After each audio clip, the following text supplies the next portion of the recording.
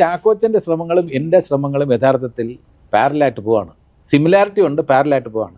ചാക്കോച്ചനും ഈ chocolate boil നിന്നും മോചനം നേടണമെന്നുള്ള ആഗ്രഹവും ശ്രമങ്ങളും ചാക്കോച്ചൻ നിരന്തരം തുടർന്നുകൊണ്ടിരുന്നു.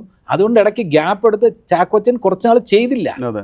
ഞാൻ അതേപോലെ എനിക്ക് ഇതേപോലെ വരുന്നതെല്ലാം comedy comedy comedy comedy comedy. അപ്പൊ അതിനകത്ത് ക്രിറ്റിസിസവും നേരിടണം.